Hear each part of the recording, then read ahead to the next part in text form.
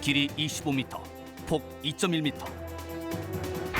수상 최고속도 시속 9노트, 수중 최고속도 시속 16노트. 승조원 6명과 침투요원 8명 등 총 14명 탑승 가능. 크기는 잠수정급이지만 소나와 잠망경, 어뢰 발사관, 이문 등 탐색 및 무장 체계를 갖추고 있으며 각기 환경이 다른 동서남해에서 모두 작전이 가능하다. 잠항 수심은 100m, 항속거리 2,000마일 이상으로 3주 이상 지속 항해가 가능한 대한민국 최초의 잠수정 돌고래.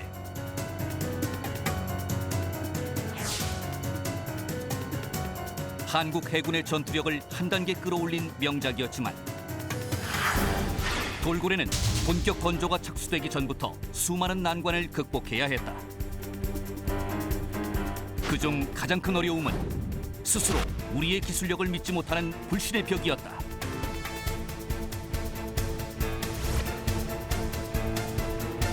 하지만 돌고래 개발팀은 최초의 잠수정을 국내에서 건조하며 60% 이상의 국산화율까지 달성하는 쾌거를 올린다.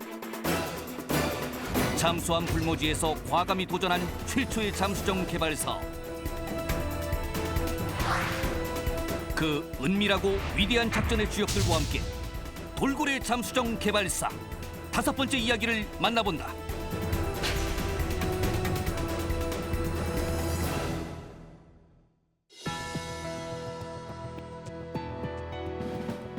여러분 안녕하십니까? 첨단 국가의 초석 방위산업의 남희경입니다. 오늘은 지난 시간에 이어 한국의 첫 잠수정 건조 사업에 대해서 이야기 나누겠습니다. 함께 하실 네 분 소개합니다. 먼저 한국 최초의 잠수정 돌고래 개발 사업을 주도하셨던 김영수 박사 모셨습니다. 안녕하십니까, 김영수입니다. 돌고래 잠수정을 직접 건조하신 분이십니다. 전 코리아 타쿠마 조선소의 박종건 이사 나오셨습니다. 안녕하십니까, 박종건입니다. 돌고래 잠수정의 설계와 건조를 주도하신 김흥렬 박사 자리하셨습니다. 안녕하십니까, 김흥렬입니다. 돌고래 잠수정의 초대 기관장을 역임하신 임시용 대령 함께 하시겠습니다. 안녕하십니까, 임시용입니다. 귀한 시간 함께해 주셔서 고맙습니다.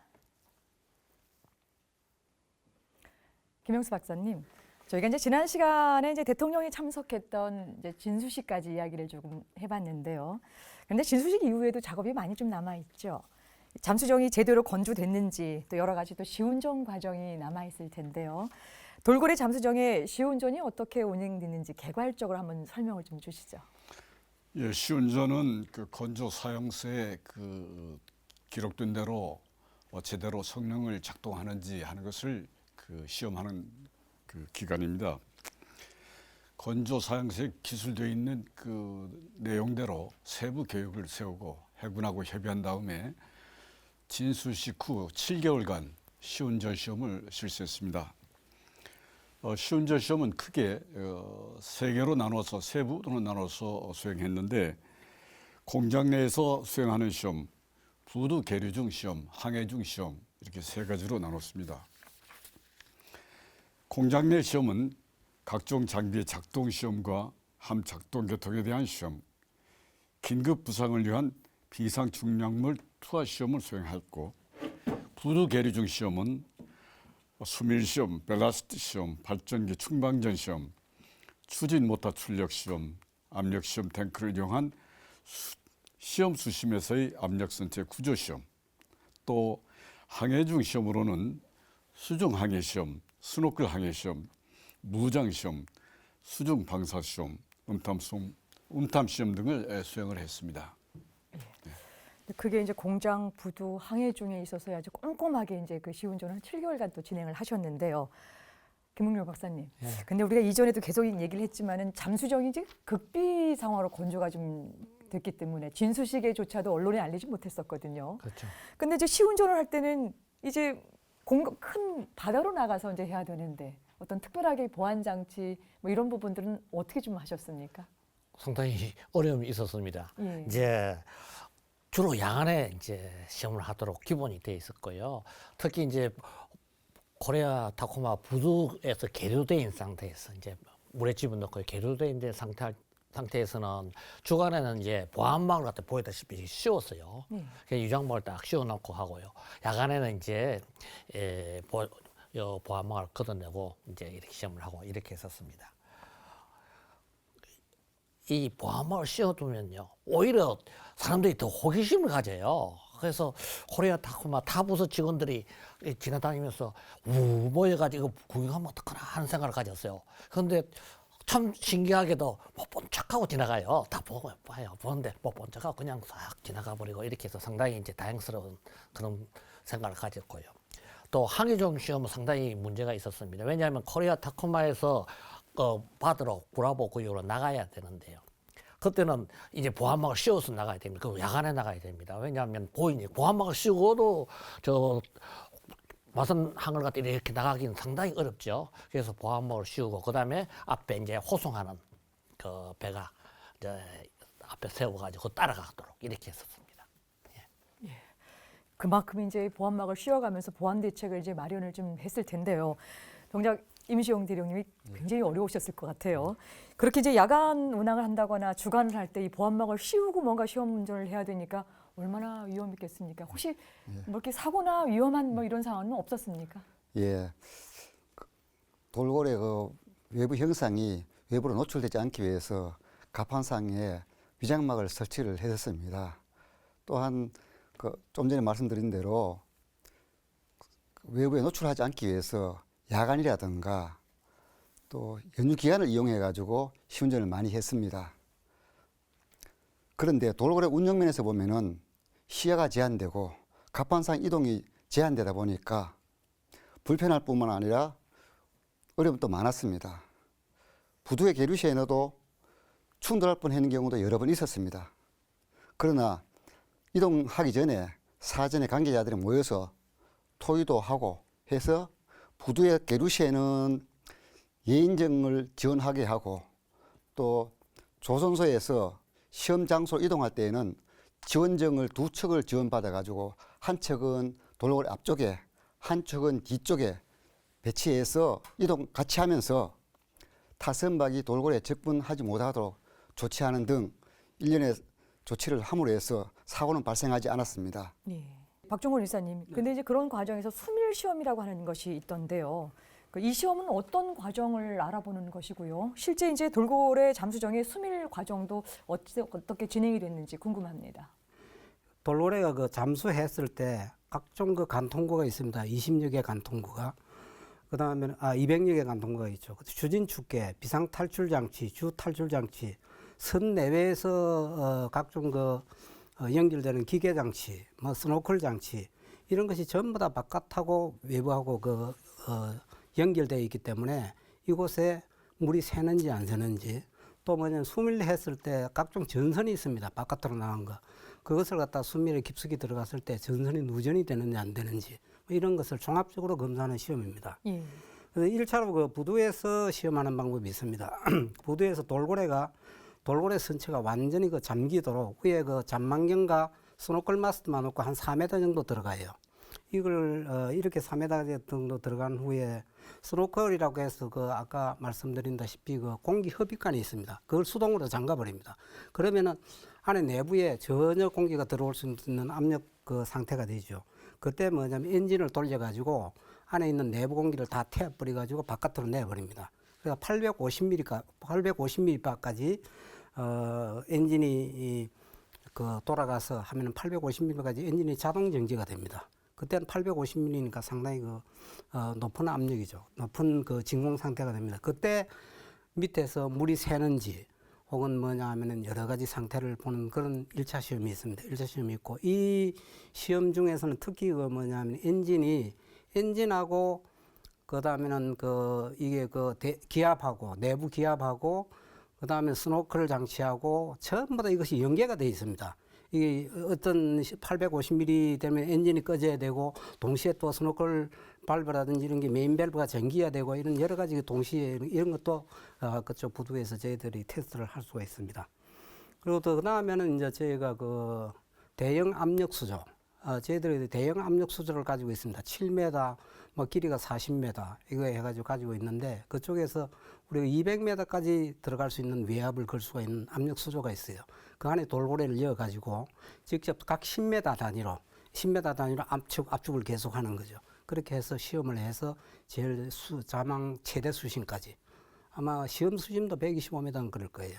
그때까지 해서 돌고래 누수 시험이 있는지 없는지 확인하는 과정인데 우리가 전 과정에서 하나도 수밀 시험에 그 시험 물이 샌 적이 없습니다. 참말로 참 기적적이었습니다. 그리고 또 한 가지는 뭐냐면은 아까 그게 뭐냐면 복켬 테스트라고 합니다. 아마 4m 정도 내려가서 하는 시험은 이것은 뭐냐면은 사람들이 상당히 하기 싫어해요. 왜냐하면 850ml까지 내려가면은 기가 막 이게 떨리떨리 아픕니다. 그리고 어떤 사람들은 이게 가슴 고소를 하고 구토도 나요. 그러니까 공포증을 느껴서 막 싫어하는 운동이거든요. 그 시운전이거든요. 그것까지 우리가 전부 다 해서 정말 한 시험 수준까지 했는데 진짜 완전하게 물 한 방울도 새지 않았습니다. 제가 제일 염려된 것이 메카니컬 시기라고 해서 추진 축계는 종종 새거든요. 그것까지도 안 샜어요. 그래서 참 제가 대단히 잘 만들었다고 생각이 됐습니다. 예. 이 수밀 시험이라고 하는 것이 이 기압으로 낮춰서 끝까지 내려가면서 물이 새지 않는 이런 것들을 과정하는 이제 과정일 텐데요. 우리 보통 기업에서는 식스시그마, 분량이 제로인 상태를 만들기 위해서 굉장히 애를 많이 쓰시는데 이 과정 자체가 그 과정을 그대로 다 이제 보여준 거라고 좀 생각이 좀 드는데요. 근데 이사님 이제 시운전에 앞서서 이제 비상탈출 훈련도 받았다는 얘기가 있는데 이 코리아 타쿠마 직원들이 전체 훈련에 좀 참가해서 조금 받은 내용입니까? 예, 우리도 타쿠마 요원도 비상탈출 훈련에 대해서 전부 다 해군에 했습니다. 지금 뭐 ADD 요원도 마찬가지지만은 이 돌고래 시운전을 위해 가지고 해군 잠수의학연구원의 비상탈출 장치가 있습니다. 그것을 통해 가지고 시운전에 참관리는 여김 박사도 참여를 했고 나도 참여를 했고 또 연구팀 그리고 코리아 타쿠마 기술진 전부 다 빠짐없이 훈련을 받았습니다. 이 잠수정에 대한 이 훈련은 시운전 중에서 잠수에 대한 공포심을 가지게 돼요. 그런 걸 또 없애고 또 실제로 뭐냐면은 실제로 만약에 또 시운전 중에 어떤 사고가 났을 때 자기가 탈출하는 그런 훈련입니다. 이 훈련은 두 가지 돌고래는 두 가지 탈출 방법이 있습니다. 제일 첫 번째 방법은 그 선수의 비상 탈출 장치가 있는데 그쪽으로 탈출하는 방법입니다. 이 비상 탈출 장치는 특공대 요원들이 특공 작전을 마치고 다시 귀환하는 그런 장소이거든. 그런 장소가 하나 있고 또 하나는 뭐냐면 돌고래가 완전히 침수됐을 때 그 주 출입구로 해서 비상 탈출하는 그 두 가지가 있습니다. 그래서 이 두 가지 다 마찬가지로 우리가 저희가 똑같이 했는데 문제는 뭐냐면은 이런 비상 탈출 장치에서 하면은 물을 갖다가 사람이 들어가고 그 통 안에 해수 밸브를 엽니다. 해수 밸브를 열면 해수가 이제 계속 올라오니까 바깥 외압하고 똑같았을 때 밑에 문이 열리거든요. 문이 열려가지고 그것을 탈출하는 거예요. 공기를 흡입해가지고 공기를 에어포켓이라고 그러죠. 에어포켓을 흡입해가지고 그냥 수상으로 올라와서 하는데 이때 뭐냐 하면은 그 에어포켓 자기가 불면서 하는 그 공기를 보면서 올라가고 그거보다 먼저 올라가면은 잠수병이 걸린다든지 폐가 터져 죽을 수도 있어요. 그래서 그런 것을 많이 탈출을 했습니다. 그 다음에는 또 두 번째 제일 그 접근구 탈출도 마찬가지지만 접근구는 물이 완전히 침수됐을 때 그쪽에 주 출입구에 이게 그 스카트라고 있습니다. 스카트로 있으면 차오르면 스카트에 공기가 있거든요. 그 공기를 갖다가 흡입을 하고 그다음 다시 올라가는 뭐 그런 과정입니다. 그런 과정인데 우리가 다 같이 전부 다 AD 요원하고 또 우리가 전부 다 같이 이 훈련을 받고 실제 뭐냐면 잠수함 시운전 할 때도 이 돌고래 시운전 할 때도 우리가 직접 탈출을 했어요. 예, 그렇습니다. 말씀 잘 들었습니다. 여러분께서는 지금 첨단 국가의 초석 방위 산업을 시청하고 계십니다. 작전 수심과 파괴 수심은 잠수함을 설계, 건조할 때 중요한 기준으로 활용된다. 잠수함은 적의 음파 탐지를 피하기 위해 더 깊은 곳으로 내려가게 되는데 이때 자망 위치가 바로 잠수함의 작전 수심이다.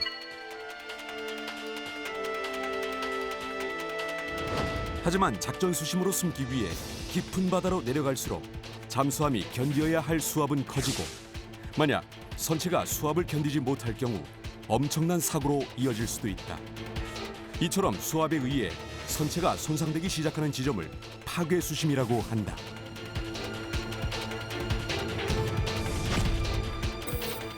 또한 실전에서 벌어질 수 있는 극한 상황에 대비해 최대 자망 수심보다 더 깊은 수심까지 잠수를 시도하는데 이때의 수심을 시험 수심이라고 한다.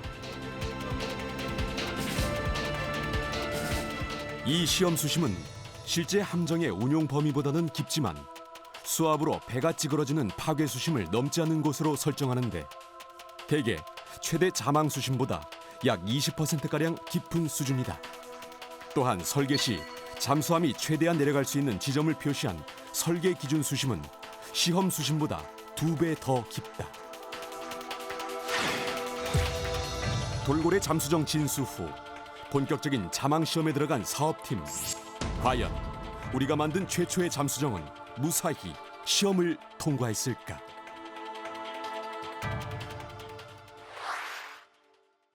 첨단 국가의 초석 방위산업. 오늘은 한국의 첫 잠수정인 돌고래 사업에 대해서 이야기 나누고 있습니다. 김홍룡 박사님, 잠수정을 건조했으니까 이제 처음으로 이제 물 밑으로 들어가는 이제 자망 시험도 좀 해야 될 것 같은데요. 그렇죠. 예, 돌고래 잠수정의 최초 자망 시험에서 잊지 못할 일이 있었다고 하는데 어떤 일입니까? 자망 시험은 이제 처음 들어가는 것 아닙니까? 그런데 그때 이제 돌고래가 균형을 갖고 내려가는지 안 가는지, 왜냐면 앞으로 휙 기운다니 뒤로 기운다니 이렇게 되는지, 그렇지 않으면 물이 새는 곳이 없는지 그걸 갖다가 시험하는 그런 자망 시험입니다. 이제 저희가 이제 시험을 위해 자망 하나 했었죠. 왜냐하면 부두에서 수밀 시험을 했었으니까 별 어려움 없을 거라고 자망을 싹 했어요. 들어가니 갑자기 이제 함장하고 전머리로 물이 확 쏟아지는 거예요. 예. 그래서 이제 함장이 정신을 차리거나 부상하는 거죠. 하는데 청조원들이 이게 바로 그 적극 반응을 못했어요. 멍하니 좀 한 2, 3초 동안 있더라고요. 그래서 그래도 이제 부상을 했어요. 부상을 해서 이제 이걸 봤어요. 원인이 뭐냐 보니까 자망경에 이제 거기 있었어요. 관통장치가 있고요. 자망경 관통장치, 그 오일실이 있는데 그 오일실에 오일 캡이, 그 오일 주고 캡이 설치되어 있지 않은 거예요. 그래서 그걸 통해서 물이 들어왔어요. 이상하다 이겁니다. 왜냐하면 우리가 수밀 시험을 할 때는 그 영국에서 잔망경이 늦게 들어왔다고 했죠. 그래서 그 부품이 안 들어왔기 때문에 코리아 특허마에서 저희하고 같이 깎아 만들었어요. 그래가지고 오일 캡을 저희들이 다 만들어 붙였죠. 그래서 시험을 했으니까 문제 없었어요. 그 다음에 영국 장비가 들어오니까 그걸 바꿔치기 했어요. 그런데 제가 딱 실수를 했던 것이죠. 왜냐하면 저는 이 돌고래 사업을 하면서 모든 장비나 자재는 다 검사했어요. 이상 있는 겁니다. 그런데 잠망경은 꼭 하나밖에 없는 잠수함에 들어가는 것입니다. 그리고 영국이에요. 그게 셀리라고는 생각도 못하고 그냥 했었어요. 그래서 했었습니다. 어떤 장비든지 이제 잠수함에 들어가는 장비는 직접 체크하고 확인하지 않으면 안 되겠구나 하는 것을 갖다 했습니다. 그래서 그거 저희가 영국에다 항해하니까 팩스를 보내니까 한 달이 걸린대요. 그래서 바로 저희가 만들었습니다. 만들어 넣고는 시험하니까 문제가 없었어요. 네. 그런 해프닝이 좀 있었습니다. 예, 아주 뭐 그냥 심정이 쿵 떨어지는 이런 또 경험을 또 하셨던 것 같은데요. 네. 임시용 대령님, 돌고래 시운전을 하다가 이제 민간 어선 때문에 어려움이 또 많았을 것 같은데 어떠셨습니까? 예, 잠수함 운용 중에 가장 위험한 것 중에 하나가 수중에 떠나는 통나무라든가 얼음 덩어리, 어망, 정지한 선박입니다. 왜냐하면 잠수함은 물속에서 소리를 듣고 수상에 있는 표적을 인식하고 회피하게 됩니다. 그런데 돌고래는 소리 나지 않는 물체는 식별이 어렵게 되어 있습니다. 어선의 경우는 연안에 여러 척이 동시에 조업을 하므로 어망도 설치하고 정지한 상태로 조업을 많이 하고 있습니다. 그래서 더욱 위험한 물체가 되겠습니다. 돌고래 시험 중에 어려움을 겪었던 기억은 대형 상선에 대해서 상선 함수로 부상을 하다가 상선을 발견하고 긴급 물속으로 자망했던 경우도 있었고, 또 한 번은 어망줄에 걸려가지고 해피 그 심도를 함몰해가지고 어망줄이 벗겨 나가서 위험을 모면한 경우도 있었습니다. 어선의 방해로 시험을 중단하거나 또 침로를 바꾸는 경우는 여러 번 있었습니다만 큰 사고는 없었습니다. 그러니 이제 돌고래 이제 시운전을 하면서 발생하는 뭐 지금 말씀하셨던 통나무나 얼음 또 민간 상선들이 상당히 그 부분들 때문에 또 조마조마하게 또 시운전을 하셨을 것 같은데요. 그럼 무엇보다 중요한 것이 이제 안전이었을 것 같은데요. 김영수 박사님. 그래서 이제 이 잠수정이 바다 깊은 곳까지 내려가게 되면 또 거기에 못지않게 내려갈수록 발생되는 수압 때문에 수압을 어떻게 견딜 것인가라고 하는 거에 대한 문제가 이제 점검을 좀 할 필요가 있을 텐데요. 여기에 관련된 어떤 시험도 좀 진행이 됐습니까? 예, 그 잠수함에는 그 최대 작전 수심이 있고 또 시험 수심이 있습니다. 그 최대 작전 수심은 그 작전 중에 제일 밑에까지 내려갈 수 있는 허용된 수심이고, 시험 그 수심은 이 수심보다 약간 20%가 더 깊은 수심입니다. 이 수심에서 그 잠수함 압력선체의 그 구조 시험을 하게 되는 그 허가된 그 시험인데, 이 시험은 잠수함의 그 주기 중, 그러니까 그 운전 중 그 제한되는 숫자만 할 수 있습니다. 다행히 그 우리는 그 돌고래가 들어갈 수 있는 육상 시험 탱크가 있어가지고 이 시험 탱크에서 그 이 좀 걱정되는 이 시험 수심 시험을 했습니다. 그 개념 설계 착수 전부터 우리 연구소에서 그 내압선체 구조물에 대한 연구를 많이 했고요. 또 모형을 이용해서 내압선체 구조 실험도 많이 했습니다. 그렇기 때문에 어느 정도 이 시험에 대해서는 그 확신을 가지고는 있었습니다. 그 육상 시험 탱크를 이용한 이 시험은 그 부두 계류 시험 그 종목 중에 하나입니다. 육상 시험 탱크에 그 돌고래를 넣고 이제 해수를 채운 다음에 해수 펌프로 그 압력을 올리면서 시험 수심까지 그 압력을 올리면서 구조물을 그 시험하게 되죠. 다음 그림은 돌고래가 이 수조 안으로 들어가는 그러한 그 사진입니다. 이것도 그 보안 때문에 그 야간에 그 이루어진 그런 시험입니다. 예, 알겠습니다. 김웅열 박사님도 뭐 여기 시험에 관련돼서 말씀 그런데 주시죠. 그 압력 시험 탱크가 있잖아요. 저희가 이제 독일에 가서 보니까 독일에서 그런 시험 탱크가 있었어요. 그래서 제가 이제 갔다 와서 개념 설계 단계에서 코리아 타코마에다가 이제 이런 것이 있더라. 또 소개를 했어요. 세미나도 하고요.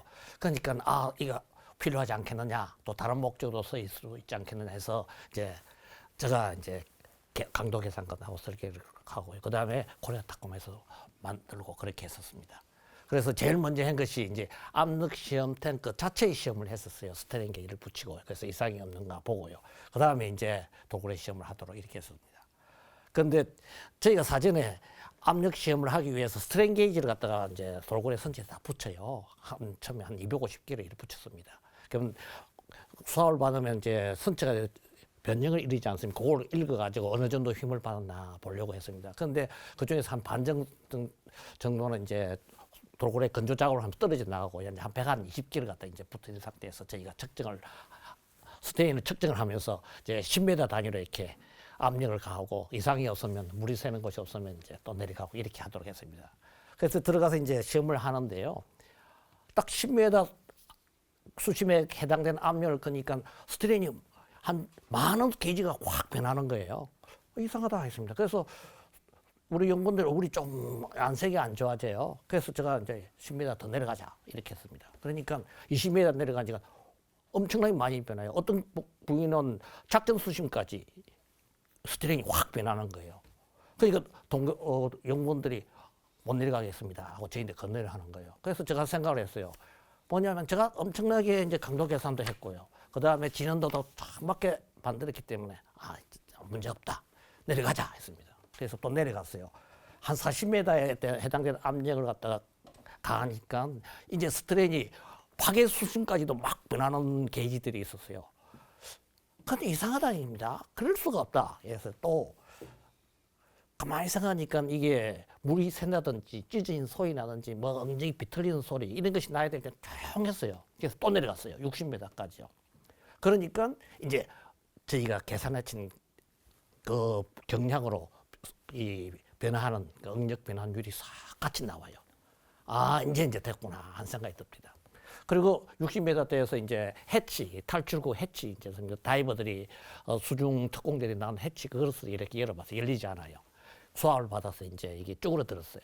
아, 그렇구나. 잠수함이 이제 수압을 받으면 줄어들죠. 이 선체가요. 그런데 이제 60m에서부터는 그렇게 된 것이 뭐냐면 열 응력을 받아가지고 응력이 이제 불균형하게 분포돼서 용접 때문에 그러다가 60m쯤 되니까 제자리를 잡는 거죠. 그 과정이었다고 이제 판단했었습니다. 그 다음에 이제 계속 압력을 증가시키면서 계속 들어갔어요. 그래서 저게 돌고래 평생 한 번만 한다 하는 시험으로 저는 얘기를 합니다. 왜냐하면 시험 수심은 설계자가 들어가서 하는 수심이죠. 그러니까 제가 이제 직접 들어가서 연구원들이 들어가서 하는 수심이고요. 작전 수심은 운용자가 들어가는 수심인데 제가 이제 운용자한테 지침이 최대 작전 수심까지만 내려가라. 우리는 그보다 20% 더 내려간다. 이런 얘기죠. 그게 테스트 시험 수심입니다. 그래서 시험 수심까지 이제 내려갔어요. 문제가 없었습니다.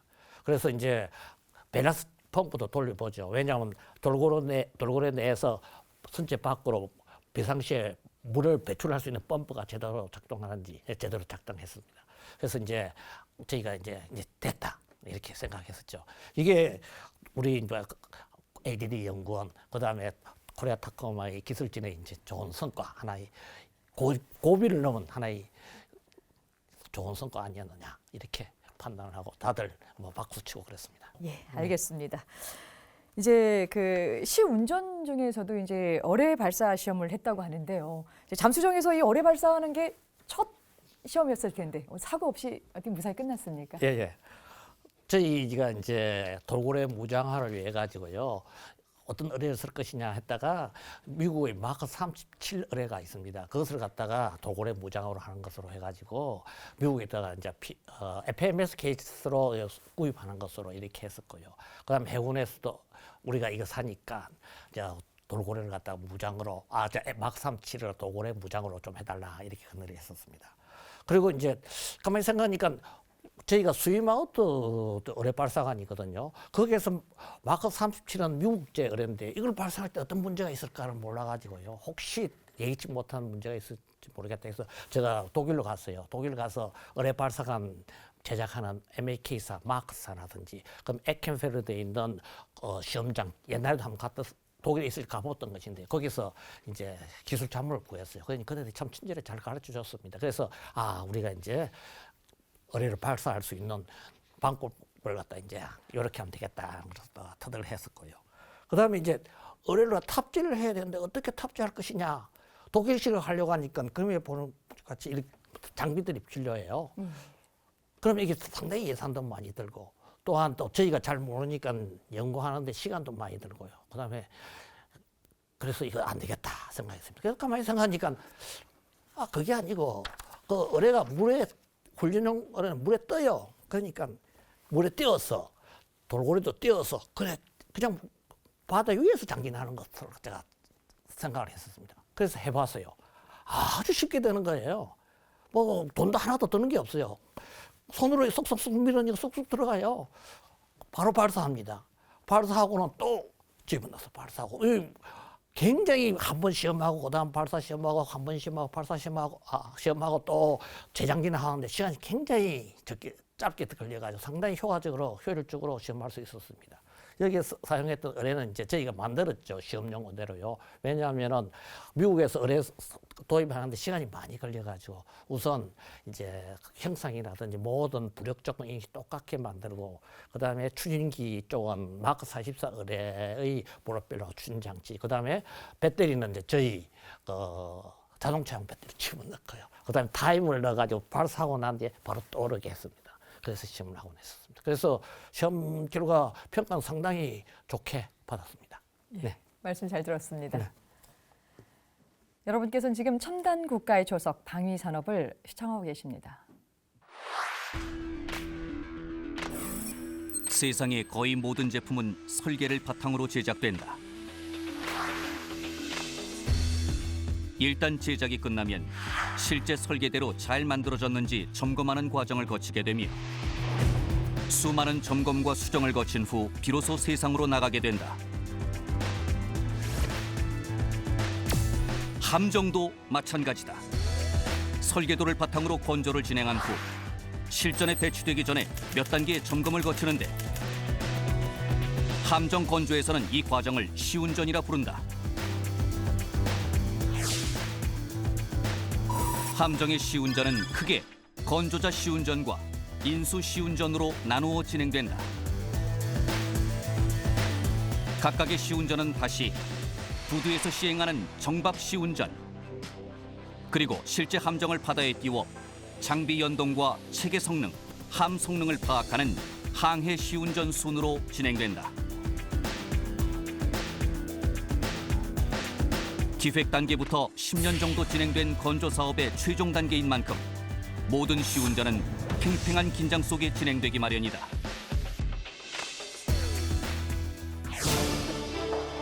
하지만 잠수함의 시운전은 그 긴장의 수준이 다르다.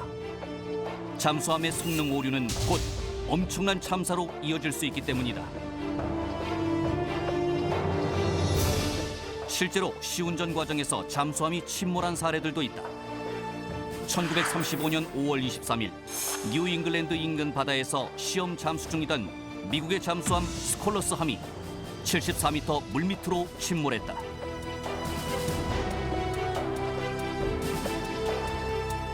즉시 잠수함 구조함이 파견돼 승조원 33명을 구조했지만 안타깝게도 26명은 함 내에서 목숨을 잃고 말았다. 굳이 이런 사례를 들지 않더라도 아직 성능과 안전성이 완벽하게 확인되지 않은 잠수함을 타고 바다 밑으로 들어가는 것은 그 자체만으로 누구에게나 큰 부담이 될 수밖에 없다.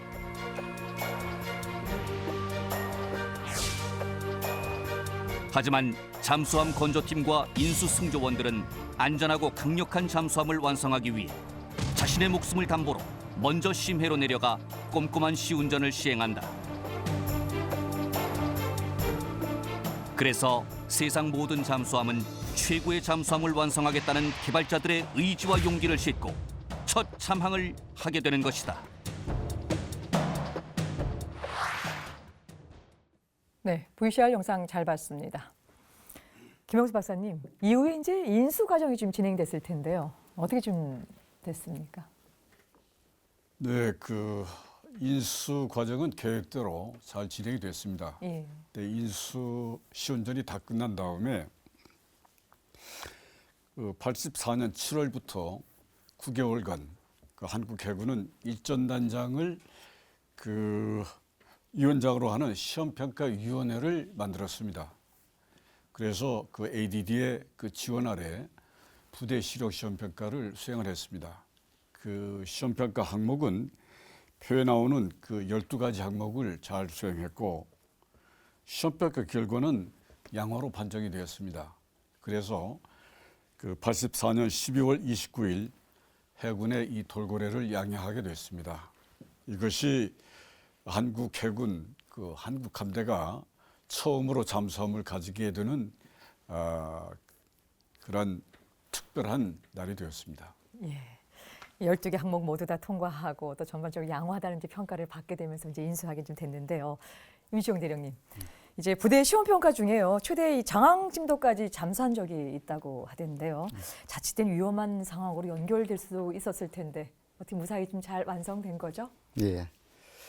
먼저 최대 자망 심도의 시험 목적은 돌고래가 건조되어서 설계 시 반영된 자망 심도까지 안전하게 들어갈 수 있는가 하는 시험으로서 압력 선체, 선체 밸브, 배관, 케이블이 수압에 잘 견딜 수 있는가 하는 시험입니다. 예.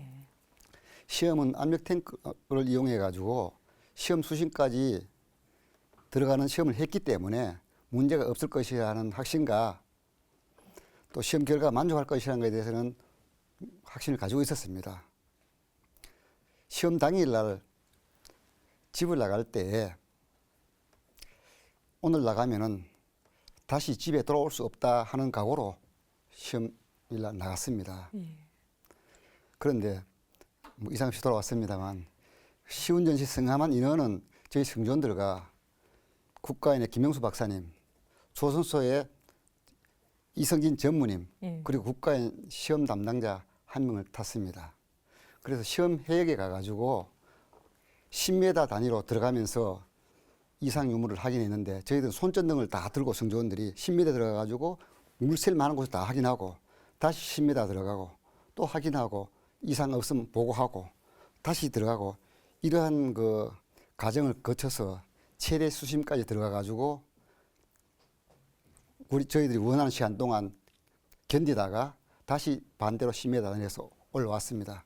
그런데 다행히도 아무 사고 없이 잘 마칠 수 있었습니다.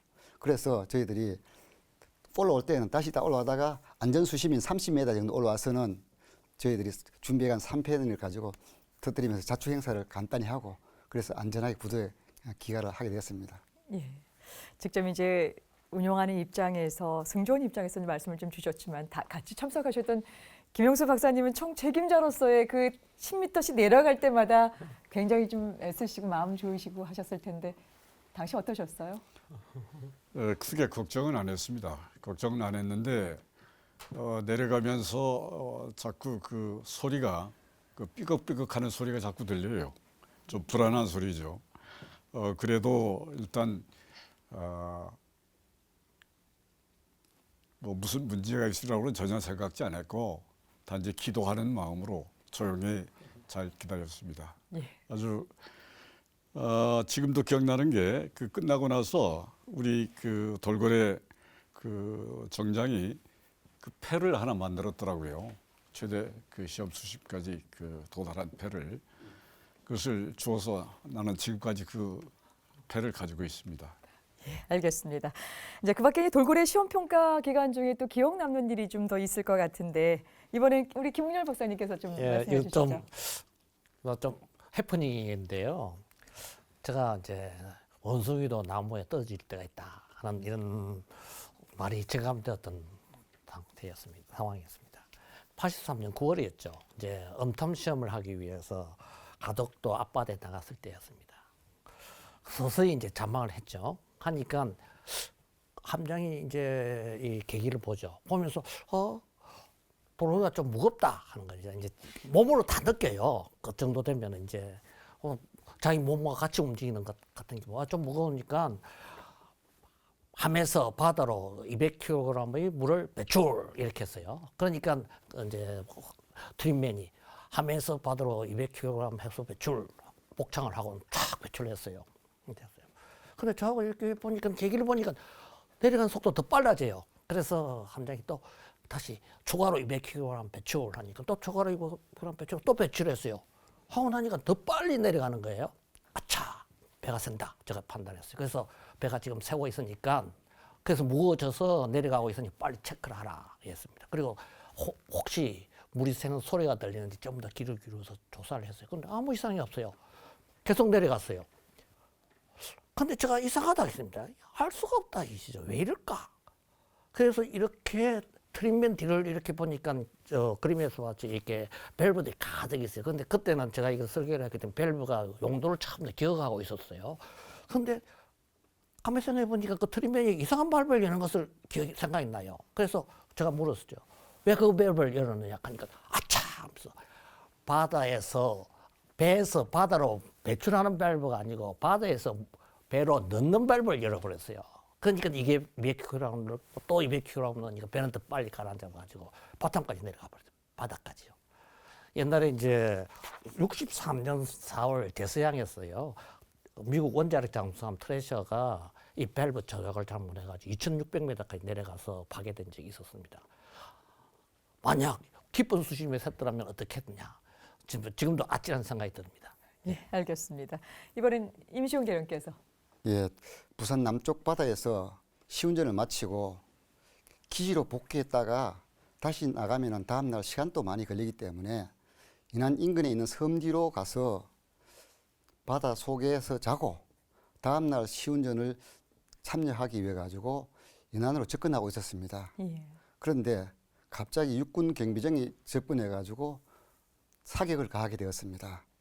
왜냐하면은 그때만 해도 북한 간접선들이 들어가지고 특공요원이 연안을 침투시키고 그런 사례가 종종 있었기 때문에 저희들 배도 북한 간접선으로 오인한 것 같았습니다. 이 사격으로 인해 가지고 함교에 당시 서고 있던 정장이 허벅지에 총알을 맞게 되었고 돌고래는 함교 쪽에 10여 발 탄환을 맞게 되었습니다. 그러나 다행히도 나중에 조사를 해보니까 중요한 장비는 손상되지 않았습니다. 이로 인해 가지고 함장은 국군 병원에 가서 치료를 받고 또 돌고래는 손상을 수리해야 했습니다. 그러나 이 기간 동안이 그렇게 길지 않고 빨리 신속하게 할 수 있어서 시운전 기한에는 크게 영향을 미치지 않았습니다.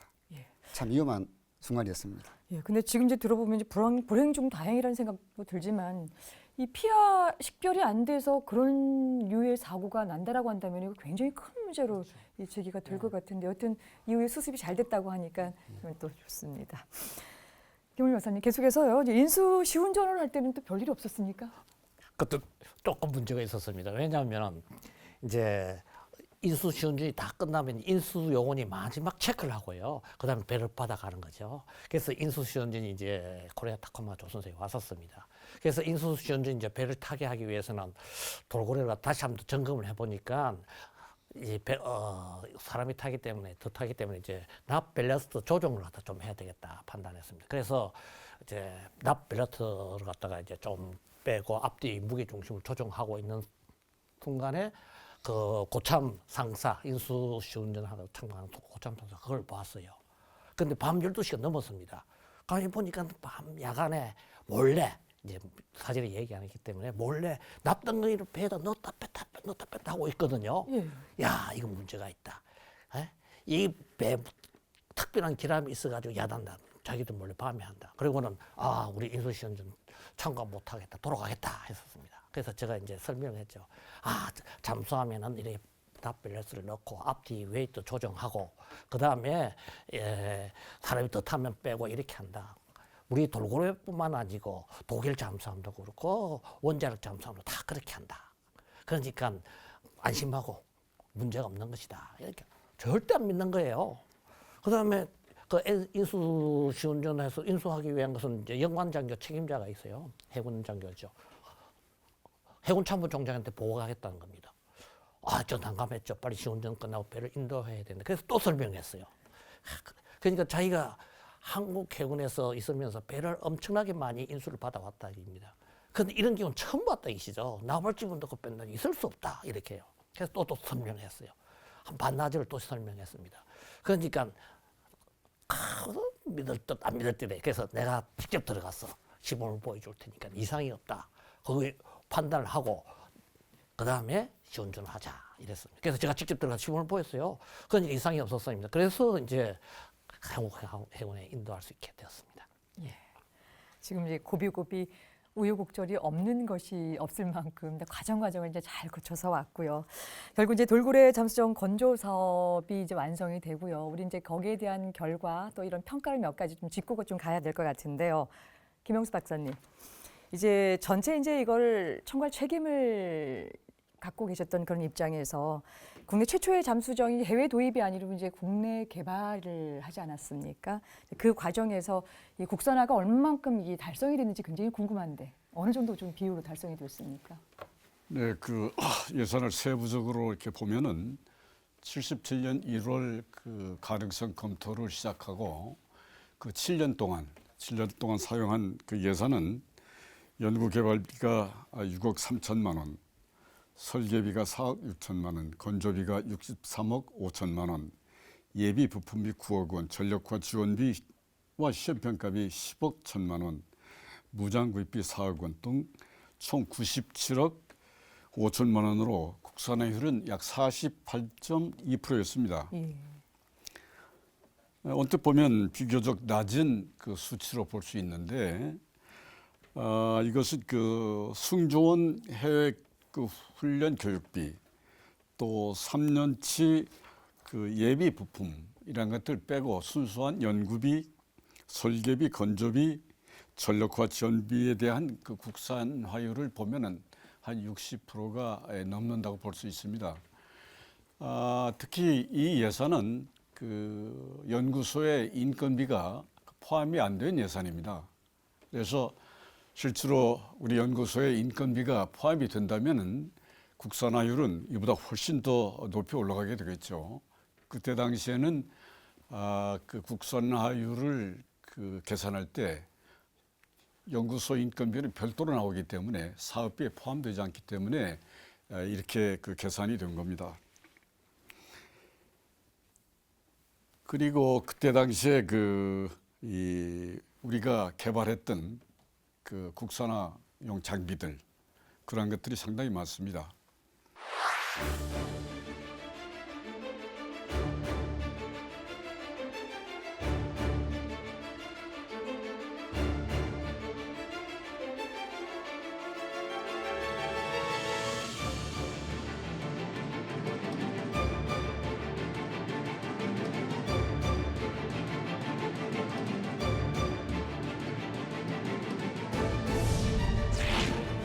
예산상의 이유로 시작된 돌고래 잠수정의 장비 국산화. 대한민국 수많은 기술자들의 땀과 노력으로 이룩한 신화.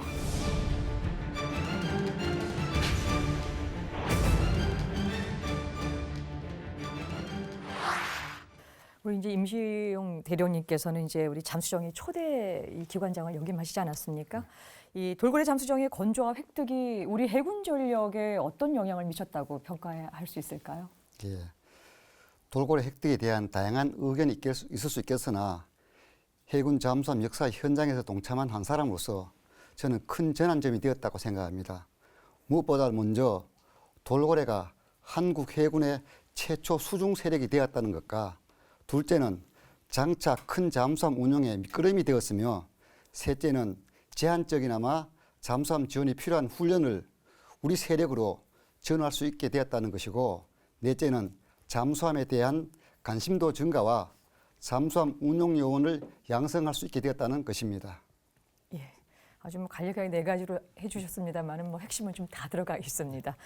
이제 설계와 건조 시행사였던 이 코리아 타코마 이 돌고래 사업이 굉장히 회사 업체 자체적으로도 이제 그 중요한 사업이었을 것 같은데요. 우리 박종건 이사님 현장에서 고생하시면서 이 건조하는 과정에서 이 돌고래 잠수정 어떻게 평가하십니까? 그 돌고래를 그 비슷한 이태리하고 영국 이런 계통의 다른 잠수정과 비교를 했습니다. 비교를 하더라도 그 사용을 비교해도 상당히 우수하다고 생각하고 또 완벽하게 건조되었다고 생각합니다. 그 돌고래가 작아서 서해 같은 얕은 수심이거든요. 서해 같은 얕은 수심에도 작전할 수 있고 또 작지만은 그래도 다 기뢰도 부술할 수 있고 어뢰도 가지고 있고 또 여기에 또 침투정도 가지고 있습니다. 이 무장은 다양한 무장을 가지고 있고 국산화율이 아까도 말씀드렸다시피 상당히 높습니다. 이거는 뭐냐면은 수상 함정보다도 더 높습니다. 더 높기 때문에 상당히 저렴한 가격으로 저희들이 만들 수 있고 하기 때문에 상당히 좋은 돌고래라고 생각을 합니다. 예. 이제 많은 분들이 고생하시고요. 또 그만큼 완성된 돌고래를 보시면서 오늘 나와 계신 네 분 패널뿐만 아니라 관련된 이렇게 그 일을 하셨던 분들이 굉장히 뿌듯함을 좀 느끼셨을 텐데요. 특히 오늘 우리 김영수 박사님과 김웅열 박사님께서는 굉장히 또 감회가 좀 남다를 것 같습니다. 두 분이 독일로 연수를 떠나는 것이 74년도, 또 이게 인수해서 만들어지는 것이 거의 한 해군에 인수하기까지 한 10년 정도 기간이 걸렸거든요. 이 돌고래 건조 사업이 우리나라 해군 전력에 미친 영향, 또 한국 방위 산업에 끼친 영향이 굉장히 클 것 같은데 나름 주관적이지만 객관적인 평가를 조금 들으면서 오늘 프로그램 마무리하겠습니다. 먼저 김웅열 박사께서 시작해 주시죠. 예. 미국 원자력 잠수함 우리 함장이었고요. 미해군 지휘관이었던 이제 분이 돌고래를 한번 타봤어요. 그 이제 저희가 해군에 인도하고 난 뒤에 이제 탄 것이죠. 그리고는 평가를 했었어요, 그분이요. 그분이 무슨 얘기를 하냐면 비록 규모는 작으나 현대의 재래식 잠수함, 그러니까 컨벤셔널 서브머린이죠.으로 갖춰야 할 체계 시스템을 제대로 갖췄다. 그다음에 특히 다양한 작전 수행 능력이 매우 인상적이다, 임프레시브하다, 매우 임프레시브하다 이렇게 평가를 했었습니다. 그다음에 이제 해군이 이제 돌고래를 평가하는 거 들어보면요, 돌고래급은 한국 해군 잠수함대가 보유한 최초의 잠수함이면 물론 국내 기술이 대폭 적용된 잠수함이다 이렇게 했고요. 돌고래급의 건조를 통해 한국은 잠수함의 기본 개념을 확립할 수 있었고, 차후에 개발된 한국형 구중 무기 체계 발전에 큰 원동력이 되었다고 이렇게 해군이 평가하고 있습니다. 제가 이제 말씀드리고 싶은 것은요, 돌고래 개발 당시 저희가 프로젝트 70이라는 독일 잠수를 사오는 것으로 이렇게 한번 가능성을 판단해 본 적이 있습니다. 그때 만약 프로젝트 70을 사온다는 것과 관련해 가지고 그다음 수입 대체 효과를 갖다가 저희가 평가한 적이 있습니다. 그러니까 척당 얼마 되면 1,260만 달러였습니다. 그러니까 사오는 것보다 1,260만 달러 더 싸다는 것이 돌고래가요. 그러니까 우선은 이러한 외화 절감 효과가 있는데요. 그게 비교될 수 없을 정도로 큰 효과가 있어요. 제가 볼 때는요, 설계 및 시험에서 축적된 기술이 있고요. 그 다음에 확보한 연구 인력이 있습니다. 그런데 이러한 기술과 연구 인력은 차기 잠수함 확보해야 해요. 큰 기여를 할 뿐 아니야. 또한 수중 유도탄 개발 사업에도 상당한 기여를 하고 있습니다. 앞으로 한국 해군의 수육 세력 확립에 중추적인 역할을 할 것으로 기대되고 있습니다. 네, 고맙습니다. 이제 마지막으로 김용수 박사께서. 모든 일은 그 시작이 반이라고 그러지 않습니까? 잠수함을 그 우리의 손으로 그 설계해야 된다 하는 그런 그 의지가 서독에서의 교육 훈련이 가능했고 이것이 씨앗이 됐습니다. 또 박정희 대통령께서 그 프로젝트 540을 그 유보시킨 것이 돌고래 개발의 그 시작의 그 계기가 되었습니다. 박 대통령의 그 멀리 보실 그 해안의 결실이 아닌가 그렇게 생각해 봅니다. 개발하면서 어려움도 많았지만 고비마다 어려움이 도전의 계기가 되었던 것은 국가적인 강한 의지가 있었고 또 지원이 있었기 때문에 가능했고 또 우리에게는 자부심이 있었고 또 희망이 있었기 때문에 가능했습니다. 잠수함 분야에서 우리 해군이 그 해야 할 일, 또 하고 싶은 일이 있는 줄로 압니다. 이제 우리는 그 할 수 있는 기본적인 능력을 가지고 있습니다. 그래서 시도만 하면 가능한 걸로 판단합니다. 우리 해군의 잠수함 분야에 많은 발전이 있기를 바랍니다. 네, 오늘 네 분 말씀 정말 잘 들었습니다. 오늘까지 5시간에 걸쳐 깊고 푸른 심해를 향한 우리의 첫 도전. 돌고래 잠수정 건조사에 대해서 알아봤습니다. 돌고래에서 시작된 대한민국 잠수함의 역사, 어떻게 발전해 나가는지 다음 이 시간에 이어가겠습니다. 시청해 주셔서 고맙습니다. 안녕히 계십시오.